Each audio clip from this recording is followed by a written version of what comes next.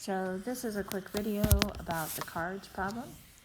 5 cards are drawn at random from a standard deck. Give your answer as a fraction or a decimal out to at least 4 significant difference.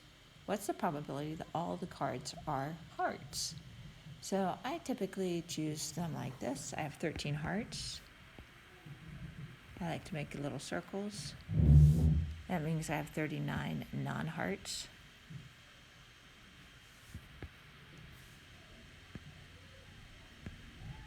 And out of a total of 52 cards. Right. And we are choosing 5 at random. And of that 5, we want all 5 to be hearts. That means 0 are going to be not hearts out of a total of 5.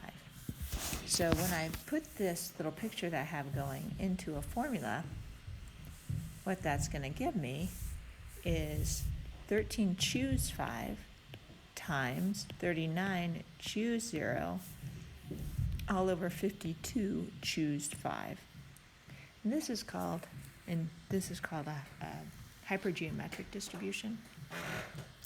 But that's not neither here nor there and not important to the overall problem at this time. So on my calculator, if I do 13 choose 5, I'm going to get 1,287 times 39 choose 0. There's only one way I can do that. Over 52 choose 5. And that's going to be this number.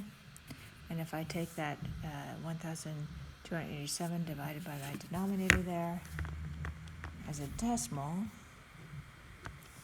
I am going to have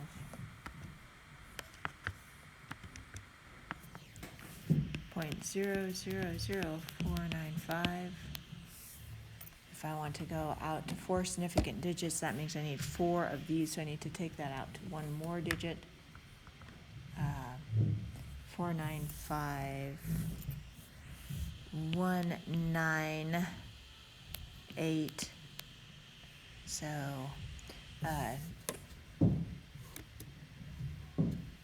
really, the further out you go, the better you're going to be on these MyOpen maths, so you could take it all the way out that way. So then my next question I asked is find the probability that all the cards are face cards. So again, how many face cards are in the deck?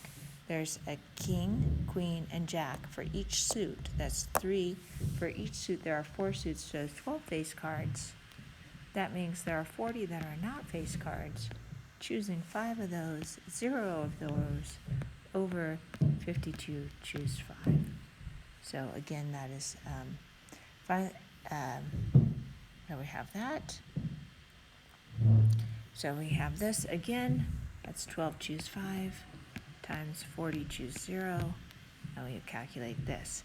Notice that these add up here and these add up here. And that's a key element of a hypergeometric. And finally, find the probability that all the cards are even. Well, how many even cards do we have in the deck? We have 26. We're going to count ones as aces as 1s, jacks as 11s, kings as 12, and so on. So our even cards would be 2, 4, 6, 8, 10, 12. Our queens, 1, 2, 3, 4, 5, 6. 6 for each suit. Did I say 26? No, there's less than that.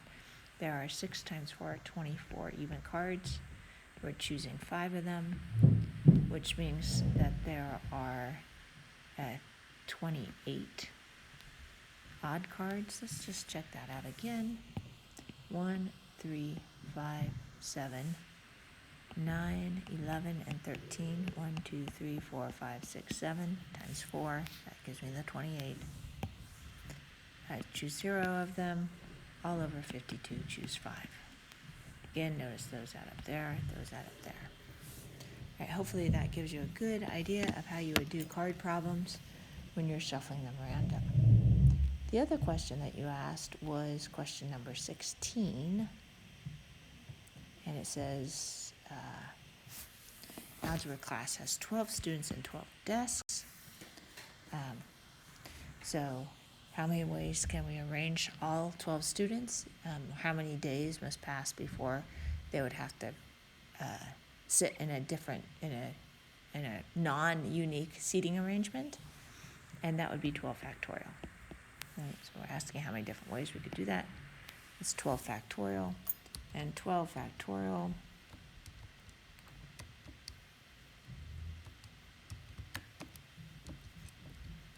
is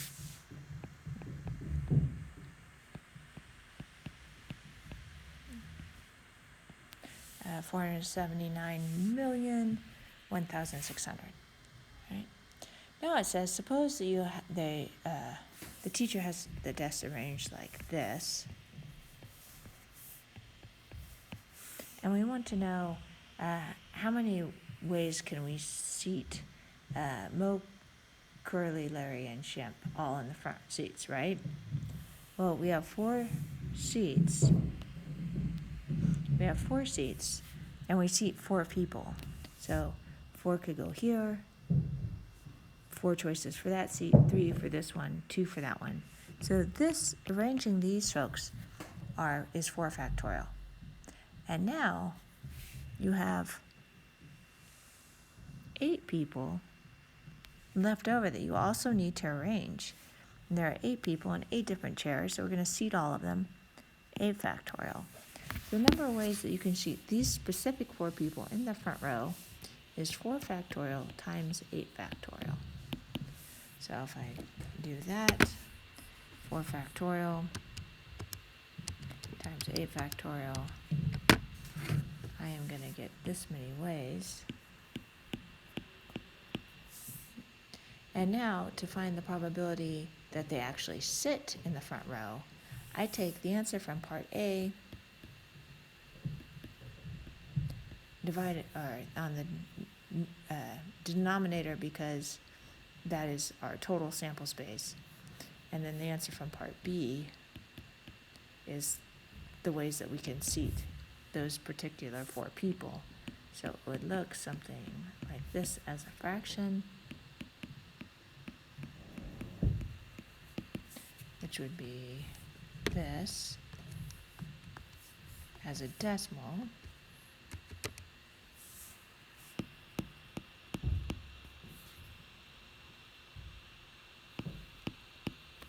There. Hopefully that is helpful and give you an idea of how these were worked out. Thanks for the question and have a great day.